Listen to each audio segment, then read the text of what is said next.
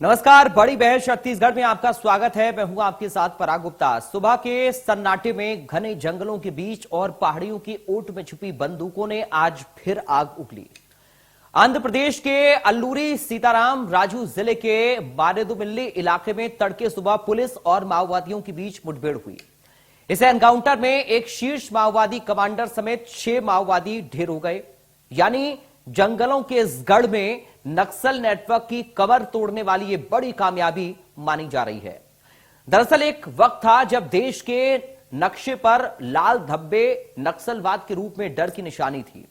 जंगलों की खामोशी गोलियों की आवाज से टूटती थी। गांवों की रातें बंदूक की नली के साए में कटती थीं, लेकिन आज तस्वीर बदल रही है। जहां कभी बंदूक की हुकूमत चलती थी, वहां अब स्कूलों की घंटियां बज रही हैं, सड़कों पर एम्बुलेंस दौड़ रही हैं और गांवों में विकास की नई कहानी लिखी जा रही है। नक्सलवाद के खात्मे की यह जंग आसान नहीं थी, मगर इच्छा शक्ति, रणनीति और विकास की तिहरी ताकत ने उस आग को ठंडा करना शुरू कर दिया, जिसने सालों तक हजारों परिवारों को झुलसाया। बस्तर को आज एक बार फिर बड़ी राहत की खबर मिली जब सुरक्षा बलों ने मुठभेड़ में माडवी हिडमा को मार गिराया। हिडमा के अलावा 6 अन्य नक्सलियों को भी ढेर किया गया। इन नक्सलियों में से एक हिडमा की पत्नी भी है। बस्तर में हिडमा के इस काले अध्याय के सफाई के साथ नक्सल अभियान में शहीद हुए जवानों का बदला भी ले लिया गया है। सुरक्षा बलों के इस सफल ऑपरेशन पर सियासत भी काफी उत्साह में है। जी हां, सियासत में भी काफी उत्साह नजर आ रहा है। कांग्रेस ने सुरक्षा बलों और राज्य सरकार के इस ऑपरेशन पर उन्हें बधाई दी, मगर साथ में कांग्रेस की सरकार की नीतियों की पहल इसे करार दिया। वहीं उप मुख्यमंत्री विजय शर्मा और संसदीय कार्य मंत्री केदार कश्यप ने सुरक्षा बलों को बधाई देते हुए 2026 संकल्प याद दिलाया। सरकार की सख्त नीतियों ने नक्सलवाद की कमर तोड़ने वाला काम किया है, क्योंकि नक्सलवाद सिर्फ बंदूक से नहीं, बातचीत, भरोसे और विकास से हारता है। यह जीत सुरक्षा बलों की भी है, जंगलों में रहने वाले आम लोगों की भी है और उन परिवारों की भी है जो सालों से शांति की उम्मीद लगाए बैठे थे। उम्मीद यही कि आने वाली पीढ़ियां नक्सलवाद को सिर्फ इतिहास की किताबों में पढ़ें, जमीन पर ना झेलें। आज इसी मुद्दे पर विस्तार से होगी बात। चर्चा के लिए कुछ खास मेहमान भी जुड़ेंगे, लेकिन उससे पहले सियासी बयानबाजी आप सुनिए। हिडमा का मारा जाना निश्चित रूप से नक्सलियों के कमर तोड़ने वाली बात है। बड़ी सफलता मिली है और हिडमा एक बड़ा नेता था नक्सलियों का, और खासकर स्थानीय नेता था। बचत तो नेता है, वो सब दूसरे प्रांत के थे, लेकिन हिडमा तो यहीं का आदिवासी नेता है, तो उसकी जमीनी पकड़ बहुत ज़्यादा थी और उसके निश्चित रूप से मारे जाने से सरकार को, हमारे जवानों को बड़ी सफलता मिली है और नक्सलियों को बहुत बड़ा नुकसान हुआ। छत्तीसगढ़ के सुकमा और कोंटा जिले से लगा हुआ जो क्षेत्र है आंध्र प्रदेश का, ईएसआर कहते हैं, अल्लूरी सीताराम जिला है। उस जिले में एक पुलिस मुठभेड़ में कुछ आतंकवादियों, कुछ नक्सलियों के न्यूट्रलाइज होने की सूचना है और उस सूचना के आधार पर उसमें जो नाम सामने आए हैं, उसमें एक सीसी मेंबर जो पिछली बार बना था, हिडमा, इसका भी नाम है। तो ये जो उसमें उसकी पत्नी और 4 उसके और साथी, ऐसे सारे लोगों का नाम है। तो आंध्र प्रदेश की सीमा में हुआ ये नक्सल विरोधी अभियान, और उसमें हिडमा के न्यूट्रलाइज होने की सूचना है। नहीं, हिडमा के पहले भी बसवराजू और अनेक ऐसे बड़े नेता को हमारे फोर्स ने न्यूट्रलाइज किया, भारतीय जनता पार्टी की सरकार ने न्यूट्रलाइज किया। और निश्चित तौर से हमने तो पहले ही कहा था कि वो मुख्य धारा में आए, लेकिन दुर्भाग्य कि वो आए नहीं। लेकिन यदि इसी तरीके से आतंक होगा तो आतंक का कोई साथी नहीं है, इसलिए सबको लोकतंत्र पे विश्वास करना चाहिए और लोकतंत्र के साथ में खड़ा।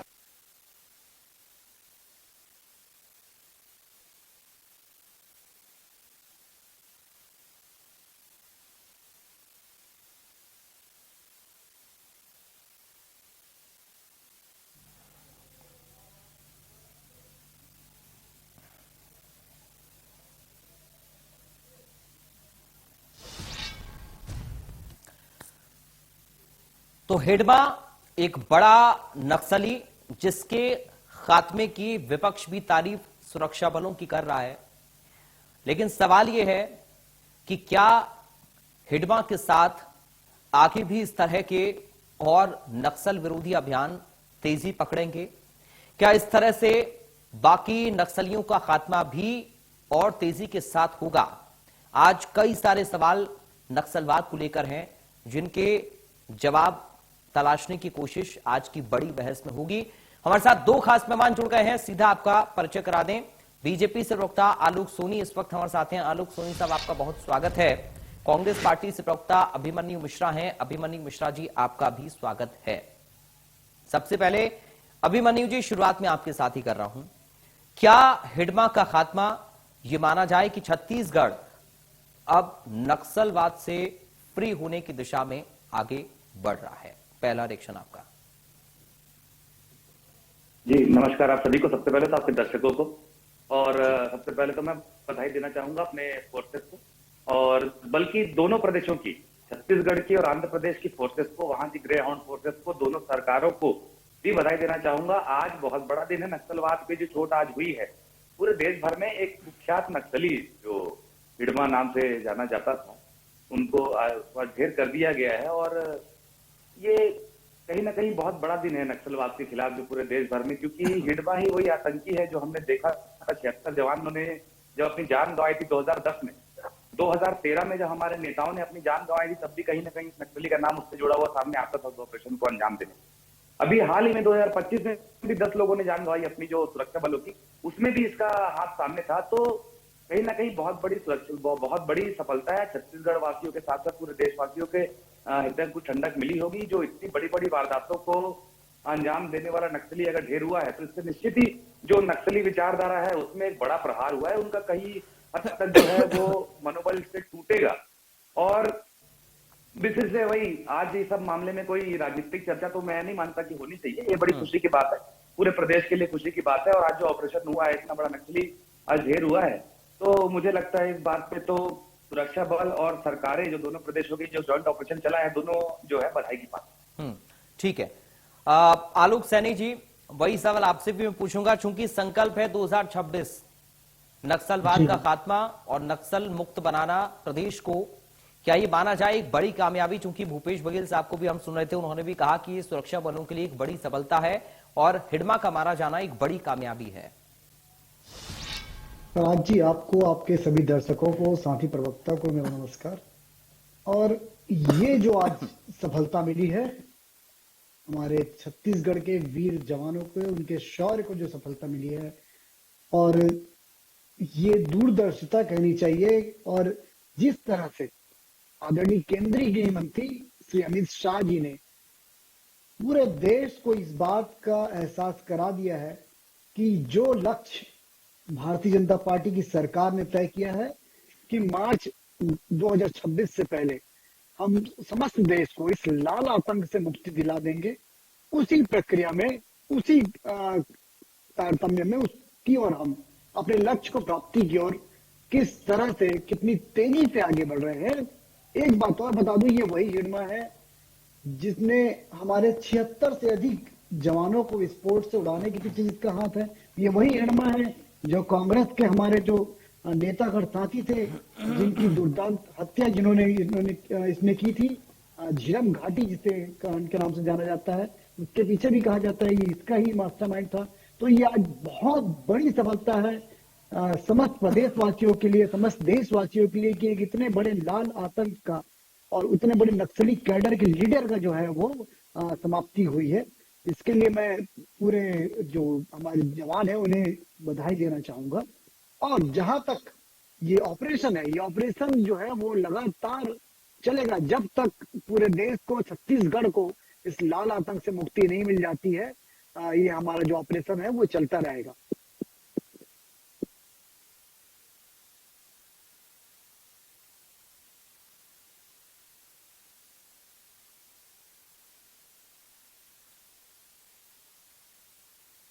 नक्सलियों को लेकर जिस तरह का अभियान प्रदेश की सरकार चला रही है, सुरक्षा बल लगातार नक्सलियों की कमर तोड़ने में लगे हुए हैं, लाल आतंक पर यह प्रहार किया जा रहा है और एक बड़ी कामयाबी के तौर पर इसको देखा जा रहा है। आलोक जी ने कहा कि ये इतना बड़ा नक्सली था जो कि एक बड़ा सिरदर्द बना हुआ था, और जाहिर है कि इतने बड़े नक्सली का खात्मा होना क्या अब ये अभिमन्यु जी माना जाए एक मनोबल तोड़ने जैसा है नक्सलवाद का, नक्सलियों का, और इसके जो साथी बाकी अभी बचे हुए हैं या फिर जिन लोगों के संपर्क में था, क्या आप ये माने कि उनका मनोबल गिरेगा और ये जो अभियान चल रहा है छत्तीसगढ़ में इसको और एक दिशा मिलेगी और मजबूती मिलेगी?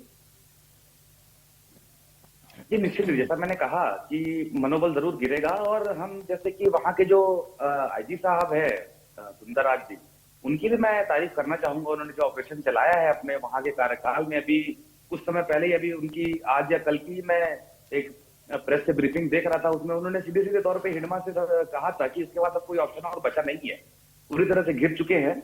और जिस तरीके से मैंने देखा, देखिए अभी केंद्रीय मंत्री अमित शाह भी कुछ समय पहले जब आए थे छत्तीसगढ़ में, तो उनके भाषण में मैंने सुना जैसा कि वो कह रहे थे कि छत्तीसगढ़ में सभी सरकारों ने हमेशा ही नक्सलवाद के खिलाफ काम किया। ऐसा नहीं है किसी की भी सरकार के काम को कमतर आकर नहीं जा सकता। आप देखेंगे पहले जोगी जी की सरकार थी, चाहे वो 3 साल के लिए उस समय के लिए थी, लेकिन उसके बाद फिर रमन सिंह जी की सरकार रही, लड़ाई लड़ी गई उस बीच भी जो है नक्सलियों के खिलाफ। उसके बाद हमारी सरकार आई, उस समय 14 जिले में था, काफी कम जिलों में समटा।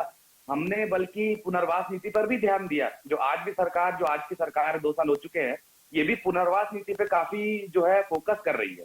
आप देखेंगे हमारी नीति में कुछ चीजें हमने लाई थी। आज भी जो नक्सल जो अगर बंदूक छोड़ करके मुख्य धारा में आता है और अपना बिजनेस खोलना चाहता है, तो 60% उसको सब्सिडी सरकार दे रही है, ये बहुत अच्छी बात है। उसके अलावा जो और भी चीजें उसको फैसिलिटी दी जा रही है, मुख्य धारा से जोड़ने का काम किया जा रहा है, जिसमें नक्सली काफी सरेंडर भी कर रहे हैं, ये भी बहुत अच्छी नीति है। देखिए हमने अपने समय में पहली बार राजस्व सर्वे कराने का इतिहास में अबूझ माड़का जो है काम किया था, वो हमारी सरकार में हुआ था। इसके पहले पूरे इतिहास भारत कभी राजस्व सर्वे नहीं हो पाया था। तो ये कई चीजें जो है वो अब होती जा रही, जो इनको वादियों की वजह से जो वो पिछड़े हुए थे, कहीं ना कहीं उनको मुख्य धारा से जुड़ने नहीं दिया जा रहा था, उनको अपने अधीन रखा जा रहा था नक्सलवादियों द्वारा। कम से कम इससे जो है वहां के लोगों को निजात मिलेगी, और पूरे छत्तीसगढ़ पूरे देश के लिए जो है बस्तर की खूबसूरती देखने का जो मौका रहेगा, और बहुत आगे पर्यटन के रूप में भी बस्तर को डेवलप किया जा सकता है। तो काफी सारी चीजें तो हैं जो नक्सलवाद खत्म होने के बाद पॉजिटिव आएंगी। और नक्सलवाद तो वैसे भी आपने देखा होगा एक काले धब्बे की तरह है हमारे देश के अंदर में, जो नक्सलवाड़ी से चालू हुआ था, अब वो विचारधारा जो है पूरी भटक चुकी है। देखिए, और इसीलिए मैं कहता हूं कि विचार से लड़ने के लिए आज भी 2026 का टारगेट आप लेकर के चल रहे हैं।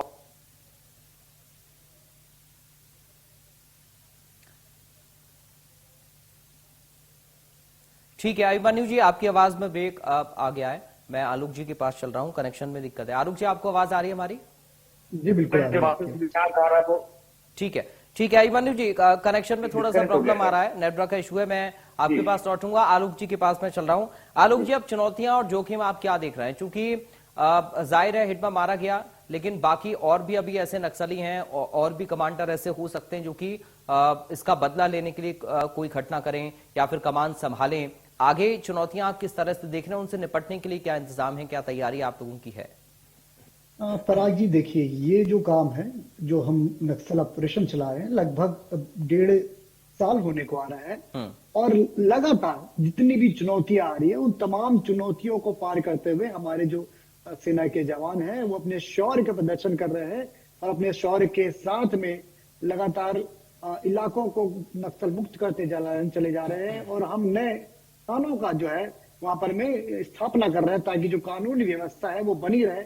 और सरकार के समक्ष बहुत बड़ी चुनौती है। जब आपने चुनौतियों की बात करी, तो देखिए आज बस्तर क्षेत्र में जो रहने वाले आज भी आदिवासी अंचल के वो भाई बहन, जिन तक के सरकार की योजनाओं को हम इन नक्सलियों की वजह से लागू नहीं कर पाते, उसका लाभ नहीं मिल पाता था, तो अगर आज उस अंतिम पायदान पे खड़े व्यक्ति के पास में सरकार की योजनाओं का लाभ पहुंचेगा, बस्तर क्षेत्र की भाई बहनों का विकास होगा, बस्तर अंचल में रहने वाले आदिवासी अबूझमाड़ के जो हमारे टैलेंटेड जो बच्चे हैं वो आगे बढ़ेंगे। इस देश के उन तमाम बच्चों के साथ में कंधे से कंधा मिला करके देश की तरक्की में योगदान करेंगे। और आज भी हम सुनते हैं समाचार पत्रों के माध्यम से या अन्य टीवी चैनल्स के माध्यम से आज भी प्रतिभा की कोई कमी हमारे बुजमाड़ क्षेत्र में, बस्तर क्षेत्र में नहीं है। आज भी जब उन्हें मौका मिलता है तो वो अपनी प्रतिभा को साबित करते हैं। तो ये जो और दूसरा पर्यटन के क्षेत्र में बहुत बड़ा काम होगा, जो बहुत ही खूबसूरत नैसर्गिक खूबसूरती जो कहते हैं वो बस्तर क्षेत्र में है, जिस पे हम और अच्छा प्रयास कर सकते हैं, उसे और डेवलप कर सकते हैं। सरकार के पास में अभी बहुत चैलेंजेस है वो सब करने के लिए। तो ये जो बस्तर क्षेत्र जो पूरी तरह से बाकी के क्षेत्रों से अलग कहा जाता था, उसे हम उसी तरह से विस्तार, उसी तरह से विकास की मुख्य धारा में जोड़ेंगे। और छत्तीसगढ़ के जो मैप में जो परिदृश्य बनता था कि बस्तर क्षेत्र तो केवल जो है वो लाल आतंक का जगह है, उसे जो है पूरी तरह से खत्म करके हम समस्त छत्तीसगढ़ को, चाहे वो सरगुजा से लेकर के बस्तर तक जो है विकास की जो लहर है उसे स्थापित करेंगे, विकास की योजनाएं है उसे स्थापित करेंगे। और देश की और प्रदेश की प्रगति में जो सबसे बड़ा जो योगदान जो है वो छत्तीसगढ़ देगा। ठीक है अभिमन्यु जी, लगभग अगर मैं सही हूं तो लगभग 3 दशक से ये पकड़ से दूर था और लंबे वक्त से इसकी तलाश की जा रही थी, लेकिन ये पकड़ में नहीं आ रहा था। इसके पीछे की वजह आप क्या मान रहे हैं? और इसमें मैं ऐड ऑन कर दे रहा हूं, आप दोनों का जवाब एक साथ दीजिएगा। और क्या इसके मारे जाने के बाद अब वो जो पूरा हम कहते हैं ना कि रेड कॉरिडोर जो बेल्ट है सुकमा, दंतेवाड़ा, सुकमा, बीजापुर की, वो अब सुरक्षित हो जाएगी? जी देखिए, जैसा कि मुझे लगता है तो पहला ऐसा कारण है जो नक्सलवाद धीरे धीरे सिमटा है। अभी जो मैं थोड़ी देर पहले बता रहा था कि 2010-11 का समय था जिसमें नक्सलवाद सबसे चरम पर पहुंच गया था। लगभग 15-16 जिले जो है वो नक्सलवाद से प्रभावित हो चुके थे। उसके बाद जो धीरे धीरे कम होना शुरू हुए, ये उसका भी फायदा है। और दूसरा जो है, पिछली बार जो ये मैंने जानकारी मिली थी जब ऑपरेशन हुआ था, तो ज्यादातर ये हिडमा और उसके साथी जो थे ये आंध्र प्रदेश और तेलंगाना बॉर्डर के जो ये माध्यम से उन स्टेटों में चले जाया करते थे। लेकिन इस बार जो है आंध्र प्रदेश की पुलिस को भी इसकी जानकारी मिल चुकी थी। तो जो ऑपरेशन ग्रे हाउंड, क्योंकि वहां पहले से चल रहा है आंध्र प्रदेश में, और वहां की फोर्सेज ने और यहाँ छत्तीसगढ़ की फोर्सेज ने जो संयुक्त एक ऑपरेशन चलाया है और जो ये शानदार ऑपरेशन संयुक्त रूप से चलाया है, उसी का ये कहीं ना कहीं जो एक रिजल्ट है कि 6 लोग जो मारे गए हैं उसमें से जो इनका मुखिया एक हिडमा है उसके मारे जाने की खबर आ रही है। और एक और जो है वो नाम मैं शायद भूल रहा हूँ उसका, वो भी काफी बड़ा नक्सली है, उसके भी पकड़े जाने की खबर आ रही थी। तो निश्चित ही आज इतिहास में जो है छत्तीसगढ़ के और पूरे देश के इतिहास में बहुत बड़ा दिन है पुलिस फोर्सेज की और जो दोनों स्टेट की संयुक्त फोर्सेज की बहुत बड़ी कामयाबी है। और ये सब चीजों का कारण देखिए, मैं थोड़ी देर पहले वही बता रहा था कि पुनर्वास नीति सबसे बड़ी काम करती है। देखिए बाकी तो ठीक है, ये लोग गणतंत्र में नहीं मानते, ये लोग गणतंत्र में मानते थे और जो नहीं मान रहे थे उनको उनका जवाब मिल गया। और लेकिन जो अब जो आ रहे हैं और अब और आगे जो आएंगे, क्योंकि अब हिडमा जो मारा गया है इससे जरूर उनकी आत्मविश्वास तो टूटे गए, कमर टूट चुकी है। तो अब और लोग आएंगे, पुनर्वास नीति को और प्रचार प्रसार करना चाहिए, पुनर्वास नीति का जितना हो सके प्रचार प्रसार करना चाहिए। अभी अप्रैल तक के जो हमारी नक्सल नीति बनाई हुई जो थी वो चल रही थी, उसके बाद भारतीय जनता पार्टी की अभी नीति जारी है और उसमें काफी हमारी नीतियों को भी जोड़ा गया है, आगे बढ़ाया गया है, मुझे जानकारी है। तो बिल्कुल पुनर्वास की ओर ध्यान देते हुए सारे बचे हुए नक्सलियों को मुख्य धारा में जोड़ना चाहिए। जैसा कि गृह मंत्री जी भी कहते हैं कि भाई सभी छत्तीसगढ़ के हमारे लोग हैं, चाहे उन्होंने रास्ता गलत चुन लिया लेकिन आप हमारे प्रदेश के लोग हैं, हमारे भाई हैं। आप आइए, लोकतांत्रिक तरीके से आगे आइए और अपनी बात रखने के लिए आप चुनाव भी लड़ सकते हैं। आप चुनाव लड़के आप लीड करिए, आप उसके बाद अपनी बात उठाइए लोकतांत्रिक तरीके से। लेकिन उनको समझाना वही है कि विचारधारा ये है, कल को नक्सली 26 में खत्म भी हो जाते हैं तब भी सतत मॉनिटरिंग की जरूरत रहेगी सरकारों की, चाहे किसी की भी सरकार भविष्य में रहे। प्रदेश में मॉनिटरिंग ऐसी हो कि विचारधारा वापस से कहीं पनपने ना पाए, कहीं 4 लोग ऐसे ना हो तो वापस बंदूक उठा ले। ये सारी चीजों पे ध्यान देना होगा, छत्तीसगढ़ बिल्कुल खुशहाल होगा। और जैसा आलोक जी कह रहे थे, बस्तर की खूबसूरती पूरा देश देखेगा। जो वहां की छुपी खूबसूरती और वहां के जो लोग हैं उनको जो पिछड़ाया गया है, उनको जो रोका गया है आगे बढ़ने से, वो सब आगे बढ़ेंगे, मुख्य धारा से जुड़ेंगे और जरूर जो है अपना समाज में एक अपना अच्छा रोल निभाएंगे। बिल्कुल वही विचारधारा की चूंकि आपने बात कही, तो मैं आलोक जी वही समझना चाह रहा हूं कि क्या ये सिर्फ एक व्यक्ति का खात्मा माना जाए या फिर इस पूरी विचारधारा पर एक कड़ी चोट, कैसे आप इसको देख रहे हैं? और आज जी देखिए 2 चीजें हैं। एक तो ये विचारधारा, कोई भी विचारधारा तभी सफलता पाती है जब उस विचारधारा को समर्पित लोग सफलता की ओर आगे बढ़ते हैं। आज हम लोकतंत्र पे, लोकतांत्रिक तरीके पर भरोसा करते हैं और उस तरीके के साथ हम आगे बढ़ रहे हैं। विश्व के उन तमाम देशों के साथ मुकाबला कर रहे हैं, विश्व के उन तमाम देशों के समकक्ष पहुंच रहे हैं। तो ये हमारी विचारधारा है, लोकतांत्रिक विचारधारा है। लेकिन नक्सलवाद की जो विचारधारा है वो कहीं पर भी नहीं लेके जाती है, आपको जो है वो अंधेरे की ओर ही लेकर के जाती है। कोई सफलता नहीं है, कोई इस विचारधारा में आपका समन्वय नहीं है, तो जब ये विचारधारा से कोई सफलता नहीं मिलती, कोई सक्सेस नहीं मिलता है, तो उस समय ये विचारधारा जो है वो समाप्त हो जाएगी। लेकिन सरकार के पास में जो दूसरी चुनौतियां हैं, एक तो नक्सली जो जंगल में है और एक जो दूसरे नक्सली जो अर्बन नक्सली है, उन्हें समाप्त करना आवश्यक है, क्योंकि अगर उन्हें भी हम समाप्त करेंगे तभी जो है इस नक्सलवाद की विचारधारा को जो है वो खत्म किया जा सकता है, जिसके लिए सरकार जो है वो सतत प्रयास कर रही है, उन शहरी नेटवर्क को तोड़ने का प्रयास कर रही है, ताकि इस विचारधारा को ही पूरी तरीके से खत्म किया जाए। और मैं समझता हूं आने वाला समय बहुत ही उज्जवल होगा, प्रकाशमय होगा, ठीक है। छत्तीसगढ़ बस्तर के लिए प्रकाशमय होगा, ठीक है, और इस विचारधारा का पूरी तरह से अंत होगा। अभिमन्यु जी, सवाल आपसे मेरा आखिरी है, आखिरी कमेंट एक चाहूंगा मैं। क्या अब ये माने कि इस तरह के जो ऑपरेशंस होते हैं उससे जनता को एक भरोसा पैदा होता है, सुरक्षा बलों के प्रति तो है ही, शासन के प्रति भी, प्रशासन के प्रति भी, और जनता को ये उम्मीद जगती है कि जो इलाके नक्सलवाद से प्रभावित हैं या थे, अब वहां पर विकास कम से कम आएगा, शिक्षा बेहतर होगी, रोजगार के साधन जनरेट होंगे, लोगों की मूलभूत जो सुविधाएं उनको मिलनी चाहिए वो उनको मिल पाएंगी, क्योंकि कई बार हम देखते हैं कहीं पर कंस्ट्रक्शन होता है तो नक्सली बम से उड़ा देते हैं। क्या भरोसे की भावना कायम होगी, इसको आप कैसे देख रहे हैं? जी बिल्कुल, एक भावना कायम होगी। और जैसा कि मैंने कहा कि हमारे सरकार में हमने ये प्रयास किया कि अबूझमाड़ में जैसे हमने पहले सर्वे कराया, उसके बाद वहां पर सरकारी किट्स बांटे गए और सरकारी योजनाओं की जानकारी जो है अंदर अंदर अंचल तक जाकर के दी गई।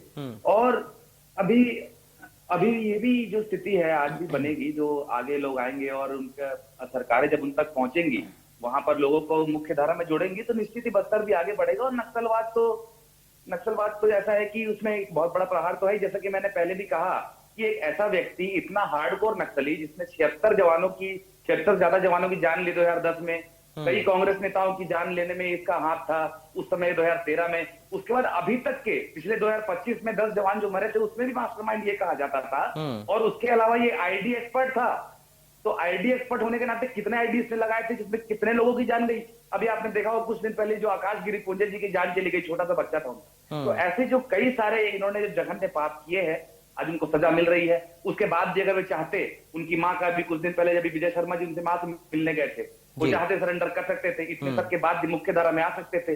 तो कहीं ना कहीं एक मैसेज क्लियर चला गया है कि आप अगर गन नहीं छोड़ेंगे तो आपका यही हश्र होगा। तो बहुत सही चीज है, आगे बढ़ना चाहिए और जो है नक्सलियों का नाश तो करना। बिल्कुल, बहुत शुक्रिया करूंगा, चूंकि वक्त मुझे इतनी इजाजत दिलाए। अभिमन्यु जी आपका, आलोक जी आपका बहुत शुक्रिया अपनी बात को रखने के लिए, अपना पक्ष रखने के लिए। तो हिडमा के साथ उन नक्सलियों का भी मनोबल जरूर गिरा होगा जो कि इस तरह की विचारधारा पर यकीन रखते हैं कि हमें विरोध करना है, विरोध के नाम पर बंदूक उठानी है और कंस्ट्रक्शन नहीं होने देना, विकास को रोकना है।